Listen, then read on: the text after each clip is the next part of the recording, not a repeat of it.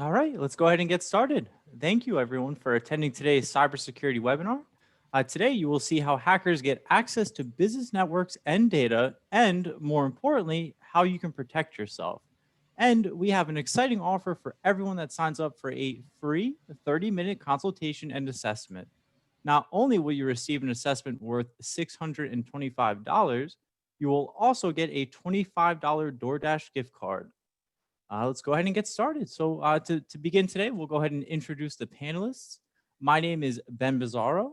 Shortly after high school, I joined the Navy.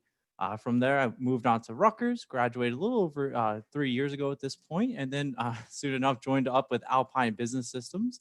Started off as an IT consultant on the desktop team, and then I moved into my role now as a solutions advisor. Over to you, Bill. Thank you. My name is Bill Blum. I started Alpine Business Systems 32 years ago and have built it up to be an MSP with several hundred customers in the New York, New Jersey area, servicing quite a few customers outside of the area as well. We specialize in cybersecurity, which is why we're doing this webinar. But I've built a team of highly skilled professionals, Ben being one of them. And we've been able to weather three recessions and a pandemic. So looking forward to the presentation today. Thanks. And good afternoon, everyone. Thanks for joining. My name is Steve Arcolio. I'm a channel account manager here at Scout Cybersecurity. And I've been with Scout for about 5 years. And in that role, my responsibility is to work with Alpine and help them provide cybersecurity solutions that are designed to detect, prevent, and respond to cybersecurity incidents. On the call with me today is one of my colleagues, Kevin Williams. Kevin, if you want to take a moment, introduce yourself. Thanks, Steve. Hey, everyone. My name is Kevin Williams. I'm one of Scout's sales engineers. Very excited to go over some of the demos that we have in store for you today, just to kind of show you, without the right tools in place, what an actual attack would look like, and really how easily, those can come across. Thank you, Kevin. Bill, would you kindly give the audience a brief overview of Alpine Business Systems? Absolutely. Thank you.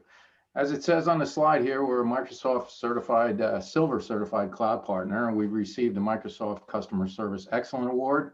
And as I said, we provide comprehensive IT management and support to several hundred small and medium businesses, including outsourced network management, business process consulting, network design, custom software development, and websites and internet strategies, which is something that sets us apart from other MSPs that provide the infrastructure services. We also do voice over IP systems, cloud services, and most recently, many security and compliance audits, consulting, and implementation of cybersecurity solutions to keep our customers safe and their networks secure. Our purpose is to improve the quality of life for our clients, our fellow teammates, and our community. And we've got 4 immutable core values, which is respect everyone all the time, keep your commitments, always tell the truth, and always leave everything better than you found it. And now over to you, Steve. You can give an overview of Scout. Be happy to. Thanks, Ben. So Scout is actually a nationally recognized cybersecurity provider, and we focus our attention on working with small and medium-sized businesses through MSP partners like Alpine. On the right-hand side of the screen, you'll see various trade journals that have recognized Scout as not only for the products and solutions that we've designed and implemented, but also the people who work here at Scout. A lot of the recognition we've been able to acquire over the last 7 years we've been working in cybersecurity is based on our US-based Security Operations Center. It runs 24 hours a day, 7 days a week, 365 days a year. So there's someone always watching your network for incidents of compromise, malware, anything that looks or is determined as suspicious behavior. So somebody's always watching your network when it comes to a Scout solution. And we, as I mentioned, we work with MSPs like Alpine. And some of the things we do on their behalf is we actually provide one dashboard for visibility into anything related to cybersecurity. So Alpine has one place to go to see if there's something going on your endpoint, your email instance, even your network. So again, what we're able to do is give Alpine one number to call. Think of it as a 911 number for cybersecurity. Whenever there's a question or a best practice issue, Alpine could always pick up the phone, call our security operations center, and get expert help in responding to any cyber incidents any of their customers may experience. And again, we're a one turnkey partner solution. So we have a comprehensive suite of products that include log security monitoring, network security monitoring. In today's work from home environment, O365 security monitoring has increasingly become more and more important as I said earlier, people work from home. And of course, email protection and endpoint protection. So over to you, Ben. Beautiful. Thank you, Steve. To get started with our first question, I would like to ask Steve about the cyber landscape. Steve, can you tell us a little bit about what you've seen at Scout since you've started? I'd be happy to. So as I mentioned earlier, I've been with Scout for 5 years, and it's interesting because I've seen a lot of things change over the last 5 years across the cybersecurity landscape, as you would expect. But I've also seen some things that have not changed at all. And under the heading of not changing, when I first started with Scout, there was a tremendous shortage of cybersecurity experts that would give SMBs accessible access to people who have fingers on keyboard experience and working with complex cybersecurity attacks. And that hasn't changed in 5 years. There's still a tremendous shortage of cybersecurity experts out there. In fact, if you look at any organization who tracks our industry, whether it's Gartner, Forrester, DMG, Verizon, they'll all tell you to a man that in between now and 2021, over 500,000 cybersecurity jobs will go unfilled. And so this puts SMBs in a distinct disadvantage because, as I said earlier, they really don't have access to that talent. So the only opportunity they have to protect themselves is work with organizations like Alpine that could provide that technology and that cyber experience and that cyber expertise to protect their critical data. Wow, Steve. I mean, that certainly makes a lot of sense. And we've certainly seen a lot of changes over the years at Alpine Business Systems.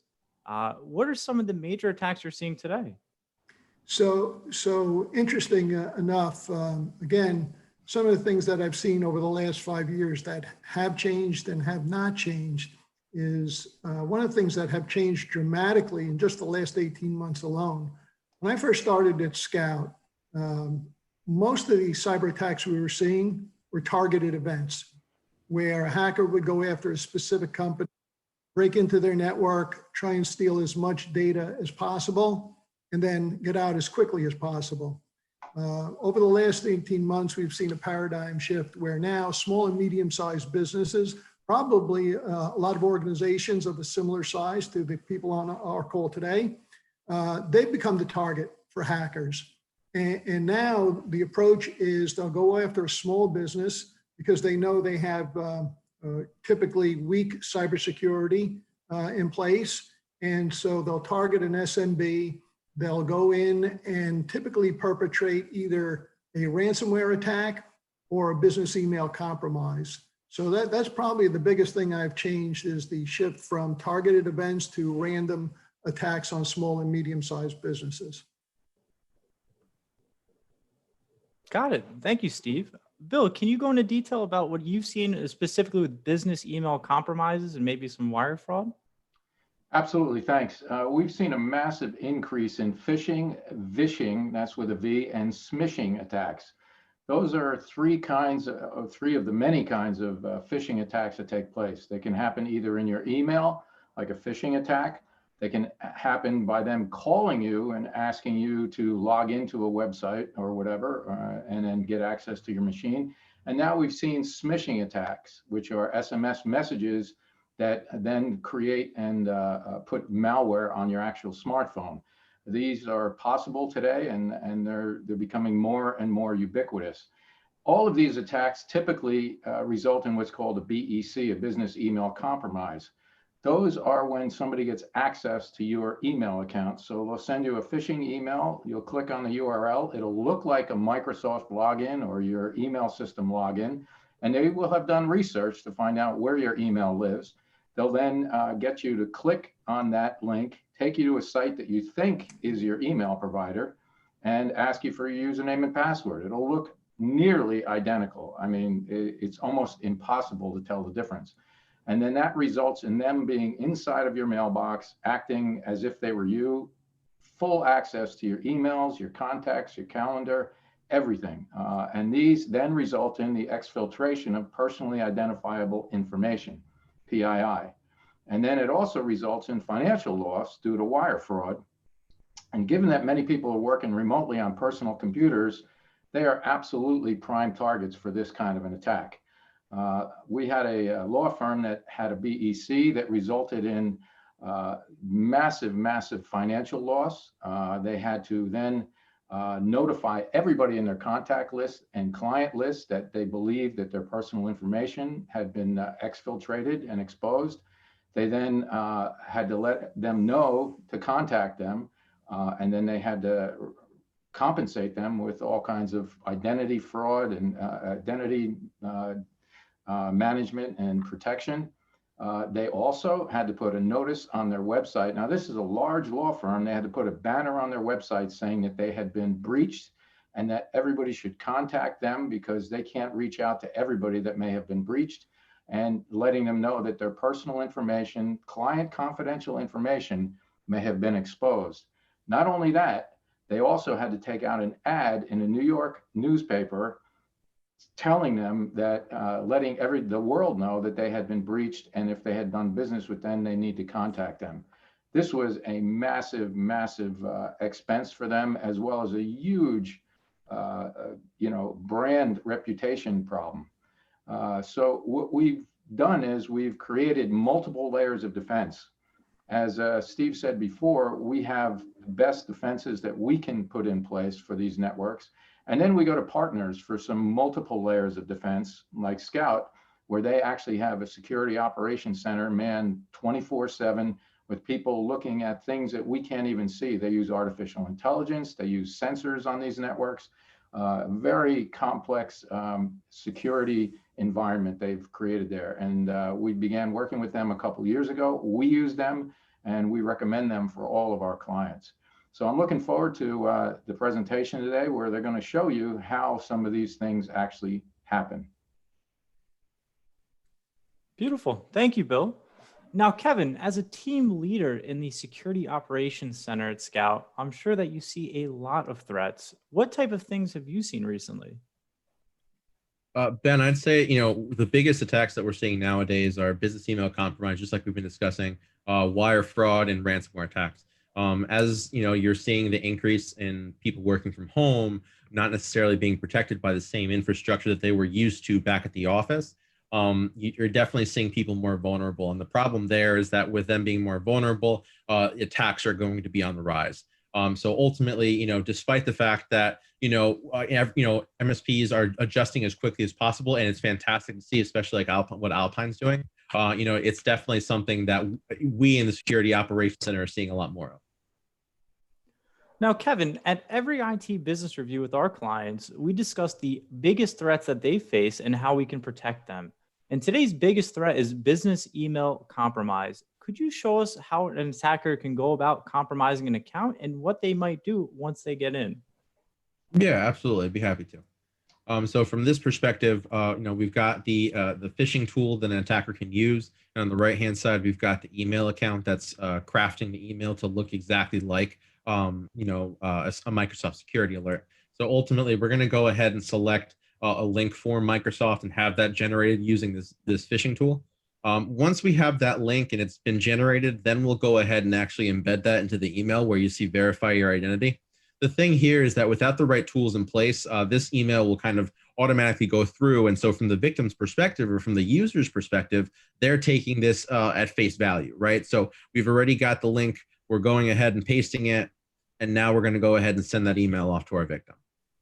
Now, from the user's perspective, they're going to go ahead and get an email here just like they would anything else. And again, without the right tools in place, once they open up that email, you're automatically seeing what looks to be like a Microsoft login page. Now, the thing here is that just like we were discussing earlier, when you're, this is identical to what the Microsoft page looks like. So, if you're going ahead and putting your information here, you're actually giving the credentials away without even knowing.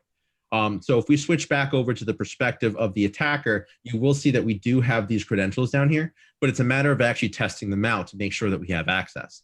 So we'll go ahead, we have the email pre-populated. We're going to go ahead and paste that password.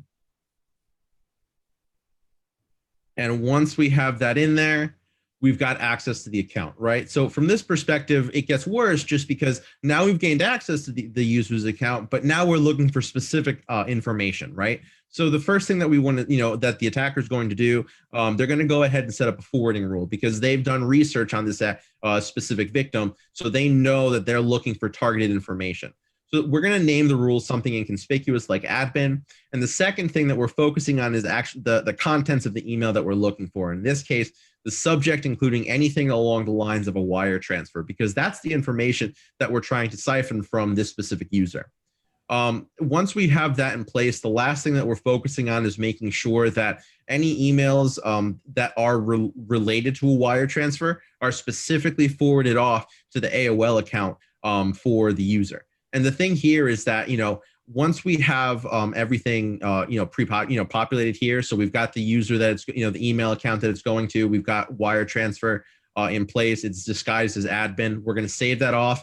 And realistically, it comes down to the waiting game. You're waiting for that email to come through. You're waiting for that wire transfer to come through. Realistically, as the attacker, once they see that email come through, not only do they verify it from the actual user's account that they compromised, but if you switch back to the original AOL account that we were using, you could also see here that, we do have that email in play. So realistically, this is something that, is very quick to have happen. And without the right tools in place, you can fall victim to it. Thanks, Kevin. Now, the other thing we frequently talk about is ransomware. Could you show us what a ransomware attack looks like? Yeah, absolutely. So from this perspective, you've got the user that's been, gone for a long weekend. They go ahead and click on Chrome like they normally would. And just like that, they've infected themselves with ransomware. Now, from the perspective here, the thing to keep in mind is that if you don't have the right tools in place to protect yourself against an attack like this, an attack like this can happen to you. So what ended up happening was the attacker gained access to the machine. They changed their normal desktop Chrome icon to a WannaCry variant, and they actually changed the icon to look exactly like Chrome. So when the user comes back from that long weekend, clicking on the actual Chrome, thinking that they're just starting their web browser and starting their workday, in reality, they've actually infected themselves with ransomware. So, right now the machine is being encrypted, all the files are being encrypted. And so the user's thinking that, the machine is just taking a lot longer than it normally does to start a program until you see something like this. From this perspective, the user is instructed to open up a decryptor, because without this decryptor, there's no way to get their files back. And at this point, you've really got that sense of loss of control, simply because at this point, you're really getting the timer that appears. You're going to have to pay in Bitcoin in some capacity, and it's very stressful because once this appears on screen, this is really where everything is locked. You really have that loss of control, and ultimately, if you'd had the right tools in play to begin with, this is something that can definitely be prevented. Wow. So Kevin and Steve, this shows us how easy it is for attackers to cause serious problems for a company. What are some things that everyone can do to better protect themselves? So there are actually 5 different things a small and medium-sized business should do to not fall prey to some of the types of cyber attacks that Kevin just showed us. First thing you want to do is, as an organization, you want to establish what you want to protect most. You want to decide what data running on your system would present a big problem if it got out into the public, or what data, if it was ransomware locked up, you couldn't run efficiently without it. And so as a result, the first thing you need to do is decide what you want to protect most. Once you've figured out the data that's most important to your organization, the second thing you want to do is start to build concentric rings of security around that data. As we've been talking about for the last 30 minutes, the cyber landscape has changed dramatically, and having one piece of technology to protect your critical data no longer is effective against the type of cyber attacks that are out there. So, just having endpoint protection or email protection by itself won't allow you to protect that data. And so building concentric rings becomes a very important step in the process. And of course, Alpine can help you out with explaining what those concentric rings of security would look like. The third thing you want to do is you want to know if you have a problem. And that's why security monitoring is essential, because if you don't know you have a problem, if you don't know that there's a hacker sitting on your network and using keystroker to see who's responsible for executing a wire transfer or trying to glean someone's privileges so they can escalate their privileges and get at your critical data. If you don't know that's going on, obviously you have no opportunity to respond to it and remediate the problem. And the whole idea behind number 3 is to take response time down.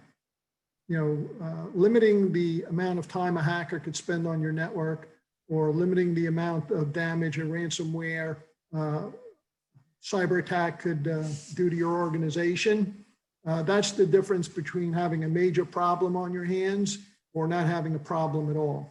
So how quickly you can respond to these problems is the difference between success and failure.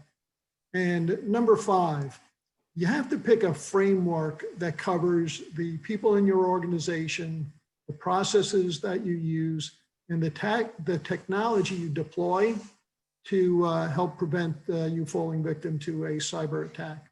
And again, at Alpine, at Scout, we use a NIST framework that covers all the key components that you would need to put in place so that you become a hard target, so that you have the basic tools in place to prevent your company from falling prey to a cyber attack.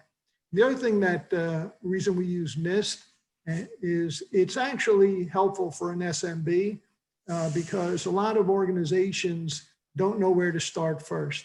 So the NIST framework will lay out a comprehensive plan that will allow you to become cyber safe over the next 24 months, 12 months, 24 months. So it's not you have to spend wildly on cybersecurity on day one. By using this framework, Alpine will put in the most important aspects of cybersecurity based on your current cybersecurity posture. And then they'll have a plan in place to increase that to a reasonable level over time. So it both addresses the needs and also your budget. And again, that's also critical for a small or medium-sized business. So that's pretty much what we're seeing, Ben. Back to you. All right. Thank you, Steve. Well, that concludes our presentation portion of the webinar today. I would now like to take the time to open the floor for questions from our audience. Please use the Q&A button on the bottom of your Zoom window to send us your questions. Now, as a reminder, if you sign up for the 30-minute cybersecurity consultation and assessment, we'll provide you with a $25 DoorDash gift card at the end of the assessment. And we will send you a thank you email shortly after this webinar with a link that will allow you to register for the actual assessment. Now, let me see here. Let me just open the Q&A panel and see what questions we have. All right, so it looks like this first one's going to be for Bill. Bill, what do you do if you accidentally click on a link in an email or think someone has been hacked? That's an excellent question. As Steve said before, time is of the essence when you have a major breach. Just as when you've had a heart attack, they say the minutes immediately following that are really critical for getting help and finding a healing solution. The same thing if you're attacked and your networks have been breached, your data has been breached. These ransomware attacks, the business email compromises, these people use incredibly sophisticated, very powerful tools to go throughout your network and touch everything they can and either encrypt it in a ransomware attack or steal it in data exfiltration. And as Steve said, many of these people are super professionals. You don't even know that they're in there unless you've got some of the tools that we're talking about today. So if you believe that you've been hacked or you've clicked on a link that has done something, or there's something very strange going on your computer, or you called somebody and they got on your system, shut your machine down immediately, disconnect it from the network entirely, and then give us a call or call your IT team, because then we have to come in and do some forensics, make sure that machine is clean, then do some investigation to ensure that nothing else has been breached. And if it has, how we can end those breaches. We have a very significant and detailed business email compromise protocol. Unfortunately, we've had to develop it over the past couple of years. It allows us to get in there immediately and start to close down the doors, shut things down, and determine exactly what happened and try and fix the damage. But if it goes on for too long and you say, well, you know, when did this first happen? Well, last week I noticed something. Well, that's way, way too late. And the other problem that we face is that there was a Verizon breach report that comes out every year. This one, they said that the average length that a hacker is in your network undetected is 2 to 3 months. So they sit there for 2 to 3 months. When Sony was hacked several years ago, they stole all of the Sony emails. They believed the North Koreans were in their systems for 18 months before they were detected. The Equifax breach, when they first announced it, they announced it, I think, in July, and they said that it happened in June. I think they announced it actually in August. They said it happened in June. Over the next 6 months, they said that no, it wasn't a few weeks that they were in the system. They were in the system for at least 6 months at Equifax, and maybe even longer, because they can't even determine that. So if you notice that something is wrong, immediately reach out to us. And this is also why we talk about these multiple layers of support, of protection, based on what Steve had said, the NIST framework. We have a very comprehensive cybersecurity framework. Many of you are our clients out there, and you know that we keep this framework in place. We talk to you about the things you should be doing all the time. And we continue to layer on additional layers of protection. Up until a couple of years ago, there was nothing in the marketplace like Scout for the small and medium market. These were tools that were only available to enterprise because of the cost, because of the way they were structured, and because they just focused on enterprise clients. Well, the fact of the matter is that small and medium business customers are the biggest target on the internet, the biggest target. And why is that? Because there's more of them. They employ more people than all of the Fortune 100. So the fact of the matter is, tools are now coming into the marketplace so we can protect our small and medium customers. Tools like Scout, with their Cybersecurity Operations Center, which sits out on Long Island, staffed by ex-military and ex-cybersecurity people from the federal government, high-level security clearances. These are very smart people with very, very detailed tool sets. When we found out about them, we trusted them implicitly, because we went ahead and looked at probably 15 or 20 other companies over the past 5 years to provide these services to us and our clients, and they weren't around. They weren't there, or we found something we didn't like about them. But we did the same thing with Scout. We put them through the paces. We tested, we tried it out, and we've been on their platform for quite a while now. And I can tell you this, I can sleep very well at night. The problem is, for a lot of small and medium businesses, like Steve said, there's no framework. They really don't know how to go about doing this. Well, that's where we come in and Scout comes in. But again, to answer the question, as soon as you believe you got a breach, give us a call and shut down your system and call us immediately. Thanks. Great. Thank you, Bill. All right, this next question I will direct towards Steve. Steve, can you get your money back if you are a victim of wire fraud? So, great question. We actually get asked that question all the time. And it really reverts back to my previous slide, actually bullet point number 4, and that's response time. If you have the proper tools in place, the proper processes in place, and you realize that a wire transfer was sent out and it was not sent to the recipient or who you thought the recipient should be, you need to know it and respond as quickly as possible. Because typically we found that if it goes beyond 3 days, you have no chance of getting any of that money back. You know, they call it a clawback. And we've had instances very recently within the last couple of months where a company sent out a wire transfer. They thought it was going to one of their vendors. It didn't, and they realized the problem within 2 days. And on almost $250,000 of that wire transfer, after 2 days, they were able to claw back about $125. So knowing you have a problem and responding to that problem is critical in terms of being able to get your money back. It's not the position you want to have to be in where you're trying to claw back some money. So the better solution, as Bill had mentioned, is to put the proper process technology in place so you don't have to deal with it. Got it. Thank you, Steve. Let's see here. The next question I will direct towards Kevin.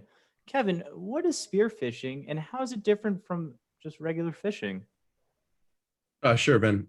When it comes to regular phishing attacks, you can kind of look at it as like a giant net being casted out to try and grab as many people as possible, right? And in this case, just one generic email that, may fool like out of 1,000, 2,000, 10,000 people, 2, 3, 4. Whereas spear phishing is specific to, an actual individual, right? So this is something where, similar to what we've been talking about, someone's gained access to a system, they've been monitoring and they've been paying attention to who does what, and they've got the keylogger to identify, who's doing specific, invoicing and things like that. And from that perspective, now they've got this tailored message, this tailored specific email that is really trying to focus on, getting Carl or getting John to actually, fall for that email, to which he clicks on the link, and then from there compromises or starts the process for wire fraud in that regard. So there is definitely a difference. Again, spear phishing is definitely more targeted, whereas regular phishing attacks are really more casted out for as many people as possible. Got it. Thank you, Kevin. And it looks like we have one final question that I will direct towards Bill. Bill, who are the hackers and do we know where they're typically from? That's an excellent question. It depends. They come from a variety of places, and geographically, I think the Verizon breach report said that the vast majority of them come from China, from Belarus, and North Korea and Iran. Those are the prime suspects for any cyber attack that we see. Iran most recently was in the news with a cyber attack. Russia is always in the news for cyber attacks. We've indicted many Russians, many Iranians, several Chinese are on the FBI's most wanted list. Obviously, we can't touch them because they stay over there. If they ever set foot on American soil, they would be immediately arrested as they come off the plane. In fact, there's some funny stories about that. There was a famous hacker in China who was a notorious. I mean, everybody knew who he was. We knew who he was. And he had the stupidity to actually try to attend a cybersecurity conference in California. And he stepped off the plane and he was put in handcuffs and taken away. So those are the countries that basically are the biggest villains in all this. The other thing is, who are the groups that are doing it? Well, we see everything from lone wolves, who are just people who have a vendetta against a person or a company. And those people are relatively harmless, so they can do a lot of harm to a company. If they want to do it, they're usually alone, and therefore they're not as powerful. And then you have these hacktivist groups who have actually a social agenda, where they actually believe what they're doing is right. And there's some of them that actually believe that all data should be liberated and everybody should have access to everything else. So in other words, everything that's in your checking account, my 401k, we should all be able to see what everybody else is doing all the time. They absolutely believe this, and they're trying to do that. They also have political agendas. Very famous case where they shut down Estonia. Some Russian hackers shut down Estonia. Why? Because the Estonians wanted to move the graves of some Russian soldiers into a memorial park. They thought that that was sacrilegious. They should not move those graves. And they shut down Estonia. Now, this is a very small country, but it is a country that is probably the most connected country in the world because it's small. They do everything, dog licenses, voting, everything on the internet, banking. They were shut down for probably about 7 days. They had to convene a team of experts from around the world They finally found out who these Russians were, but these are people with social agendas. We're talking about, WikiLeaks, and we're talking about the organization Anonymous. For instance, WikiLeaks thinks that they have a social agenda. They're the ones who published all of Podesta's email during the 2016 campaign. And they say, we're doing it for the good, to let everybody know what's going on everywhere. But the very interesting thing about them is they never post anything about, let's see, Iran, China, Russia, or North Korea. It seems always about Western, European, and the United States. So they have social agendas, these people. And by the way, they're very well organized and very smart. Then you have the well-organized criminal networks that they're in it for the money, period. Like they used to ask the bank robbers, why do you rob banks? They say, well, that's where the money is. Well, why do you try to get on, wire transfers? Well, that's where the money is. So these are well-organized criminal gangs. One group creates the malware, the other group gets research on high-value individuals, the other group puts all that together, sends the email out, the other group works on the email. Once they get the credentials, there's other people who actually do the actual stealing of the money or going into the accounts, the real criminal activity. And then there's other groups who obviously launder all that money. So these are well-organized criminal networks with all well-defined roles, and they all get a piece of the action at the end of the day. And there's a lot of money to be made, and that's why they do it. Well-organized criminal networks. And then finally, you got the real dangerous ones who are the state actors, the Chinas, the Russias, the Irans, and the United States does it too. We hack into other places in the world, and we do it, as a former head of the CIA and NSA said, we do it for the reasons of promoting our values, and they do it for the reasons of promoting their values. We think we're defending democracy by some of the things we do, but those countries really try to disrupt a lot of things. We do not try as vehemently as they do to disrupt a lot of things, but they're well organized, they're obviously well funded. They purchase all of the tools that they use from a variety of companies and hacker groups around the world, and not necessarily hacker groups. These are highly skilled cybersecurity experts who create tools.